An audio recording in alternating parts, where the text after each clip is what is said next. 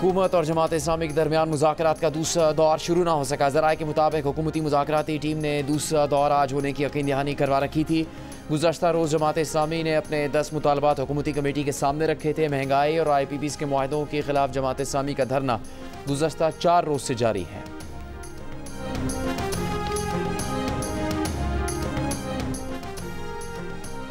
वज़ीर पेट्रोलियम मुसद्दिक मलिक ने बिजली सस्ती होने की खुशखबरी सुना दी। जियो न्यूज़ के प्रोग्राम कैपिटल टॉक में गुफ्तगू करते हुए कहा कि फैसला हो चुका, मुल्क के 86% घरों की बिजली का इजाफी बोझ हुकूमत बर्दाश्त करेगी। इस मकसद के लिए ख़जाने से 50 अरब रुपये निकाल कर बिजली के महकमे के अकाउंट में डाल दिए।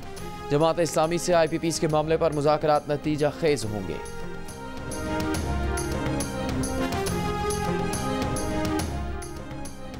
वफाकी वज़ीर एहसन इकबाल ने कहा है कि हुकूमत को कोई ख़तरा नहीं, PTI के ख्वाब देखने पर कोई पाबंदी नहीं। जियो न्यूज़ के प्रोग्राम आज शाहजेब खानज़ादा के साथ में बात करते हुए उन्होंने कहा कि नून लीग और पीपल्स पार्टी आजमूदा जमाते हैं। सबको पता है अगर किसी नए बहरान की तरफ गए तो हालात इतने बिगड़ जाएंगे कि फिर ठीक ना हो सकें। थरपारकर में बारिश के बाद आसमानी बिजली गिरने से 8 अफराद जाम बहक, 20 से ज़्यादा मवेशी भी हलाक। आसमानी बिजली गिरने से नंगर पारकर में एक ही खानदान के 6 अफराद जाम बहक हुए। एक गांव पर भी आसमानी बिजली गिरी। चाचरों में भी आसमानी बिजली गिरने से 11 साल की बच्ची जान बहक हो गई। आयस्को ने दीना के गरीब मेहनतकश के घर का बिल 18,42,000 रुपए भेज दिया। मेहनतकश का कहना है कि 1,000 रुपए दिहाड़ी कमाता हूँ, 18.5 लाख रुपए कैसे अदा करूँगा। मेहनतकश का कहना है कि गुज़श्ता माह का 56,000 रुपए का बिजली का बिल उधार लेकर जमा करवाया था। अगले ही माह फिर से इजाफी बिल भेज दिया गया, जो सरासर ज्यादती है। आयस्को तर्जुमान का कहना है कि कंप्यूटर में गलत इंदराज से बिल ज्यादा आ गया है, जल्द दुरुस्त कर लिया जाएगा।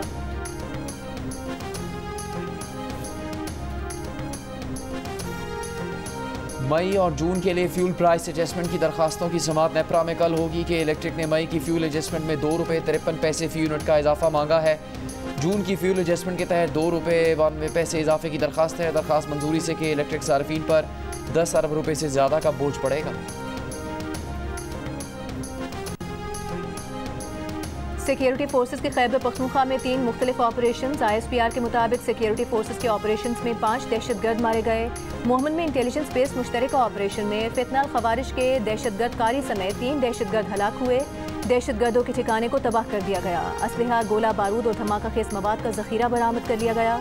ऑपरेशन के दौरान खैबर पख्तूनख्वा पुलिस का एहलकार अबरार हुसैन शहीद हो गया। डेरा इस्माइल खान में कार्रवाई में फितनाल खवारिज का दहशतगर्द सिफतुल्लाह उर्फ मुला मंसूर हलाक। सिक्योरिटी फोर्सेस ने तीसरी कार्रवाई शिमाली वजीरिस्तान में की। फितनाल खवारिज के एक दहशतगर्द को सिक्योरिटी फोर्सेस ने हलाक कर दिया।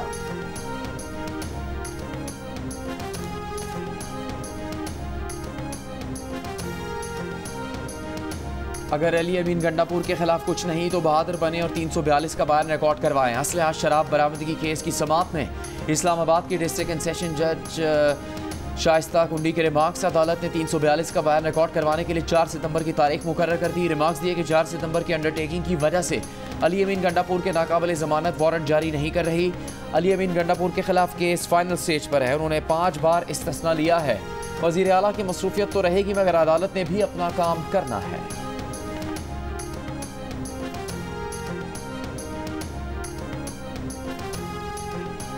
रहनुमा PTI शेर अफजल मरवत का कहना है कि वो बानी PTI के साथ थे और साथ रहेंगे। वो बानी PTI की रिहाई के लिए तहरीक से मुतमईन नहीं। KP असेंबली में मीडिया से गुफ्तगू करते हुए शेर अफजल मरवत ने कहा कि रिहाई की तहरीक के लिए किसी NOC और इजाज़त की ज़रूरत नहीं। पार्टी में इख्तिलाफात हैं, मगर कोई धड़ेबंदी नहीं है। एक बार पार्टी से निकाल दिया तो फिर फवाद चौधरी की तरह दोबारा नहीं आऊँगा।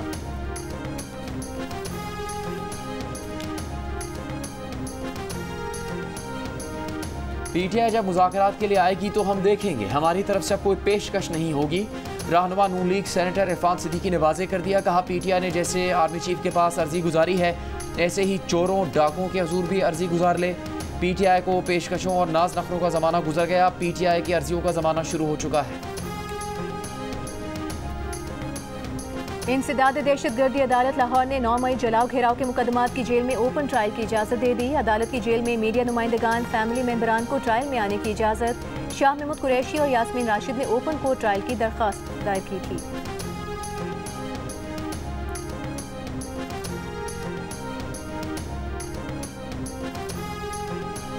बहावलनगर में कुएं की खुदाई के दौरान मिट्टी का तोदा गिरने से 5 मजदूर मलबे तले दब गए। 3 अफराद की लाशें निकाल ली।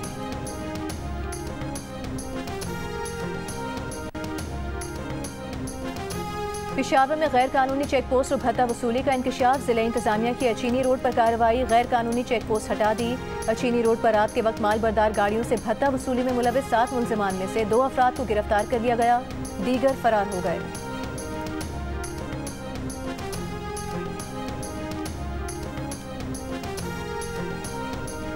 इस्लामाबाद के सेक्टर I-10-3 में मोटरसाइकिल सवारों ने कार सवार से 47 लाख रुपए लूट लिए। पुलिस के मुताबिक 4 मुसल्लह डाकुओं ने घात लगाकर वारदात की। 22 जुलाई को हुई वारदात की CCTV वीडियो सामने आ गई।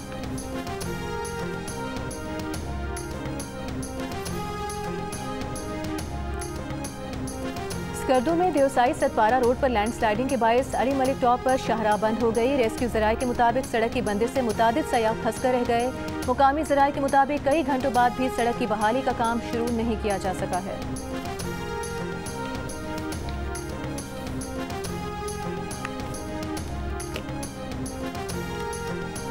जस्टिस सरदार तारिक मसूद और जस्टिस मजहर आलम मियां खेले बतौर एडहॉक जज हल्फ उठा लिया। चीफ जस्टिस कादी फायजीसा ने एडहॉक जजेस से हल्फ लिया।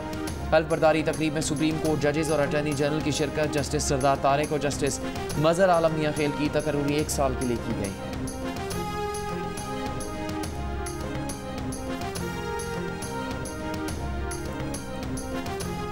गवर्नर सिंध कामरान टिसोरी के खत पर विफाकी वजीर खजाना मोहम्मद औरंगजेब कल कराची का दौरा करेंगे।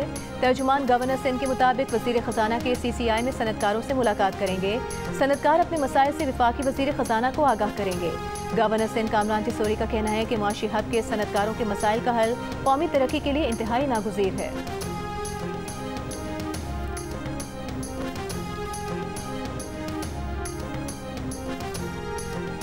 इसराइली तैयारों का जनूबी लबनान में ड्रोन हमला। हिजबुल्लाह के 2 अरकान शहीद। हिजबुल्लाह ने जवाब में इसराइली फौजी तंसीबात को रॉकेटों और गाइडेड मिसाइलों से निशाना बनाया।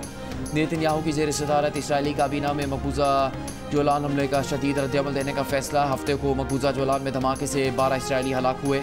इसराइल और अमेरिका ने हमले का इल्ज़ाम हिजबुल्लाह पर लगाया। हिजबुल्लाह ने धमाके में मुलविस होने की तरदीद की। कशीदा सूरत हाल पर फ्रांस, जर्मन और उर्दन की एयरलाइंस ने बैरूत के लिए परवाज़ें आर्जी तौर पर रोक दी।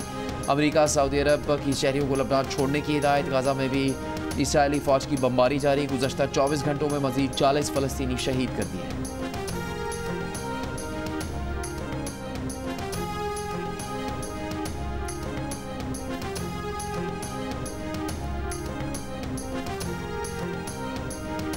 पाकिस्तान की कामयाब तरीन खातून कोपेमा नाइला कियानी की तैयार करदा टीम ने K2 पर गुज़श्ता साल जाँ भाग होने वाले पोर्टर हसन शिगरी की मैयत नीचे लाने का अमल शुरू कर दिया। टीम ने कैंप 4 से वापसी का सफर शुरू कर दिया है।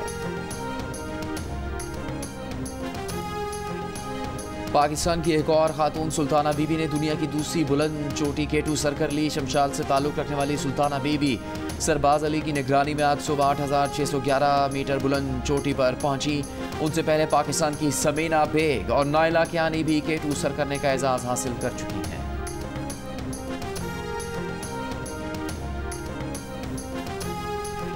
पाकिस्तान के फास्ट बॉलर शाहीन शाह अफरीदी का कहना है कि वो जब तक खेलेंगे इज्जत के साथ खेलेंगे। उनकी तरबियत यही हुई है कि हमेशा फाइट करनी है।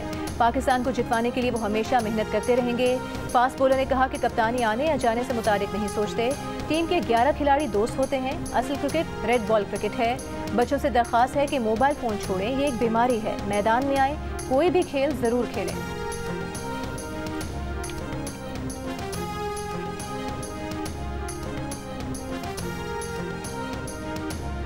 पेरिस ओलंपिक्स में मेडल्स की जंग तीसरे रोज भी जारी। आर्चरी में कोरियन खिलाड़ियों की बालादस्ती बरकरार।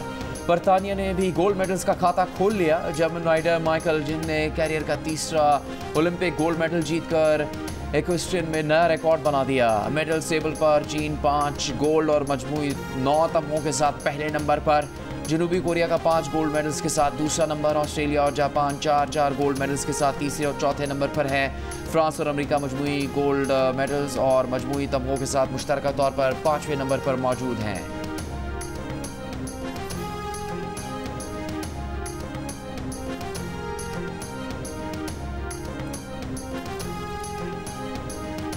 ओलंपिक शूटिंग के 10 metre air pistol team event में पाकिस्तान के गुलफाम जोसेफ और कशमाला तलब फाइनल राउंड में जगह ना बना सके।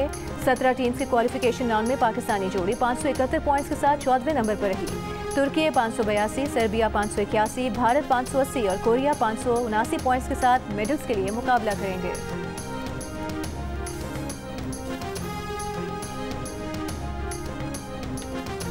एशियन अंडर 18 वॉलीबॉल चैंपियनशिप में पाकिस्तान ने रवायती हरीफ भारत को आउटक्लास कर दिया। ग्रीन शर्ट्स ने शानदार खेल पेश करते हुए 3-0 से कामयाबी समेटी।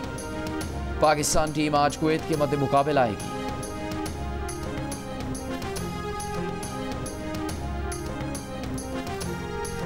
आ गया ते छा गया। जियो फिल्म्स की पेशकश मानो एनिमेशन स्टूडियोज की तैयार करदा पाकिस्तान की सबसे खूबसूरत फिल्म द ग्लास वर्कर का बॉक्स ऑफिस पर शानदार आगाज। ओपनिंग वीकेंड पर 1 करोड़ से ज्यादा का बिजनेस। अभी पिक्चर बाकी है।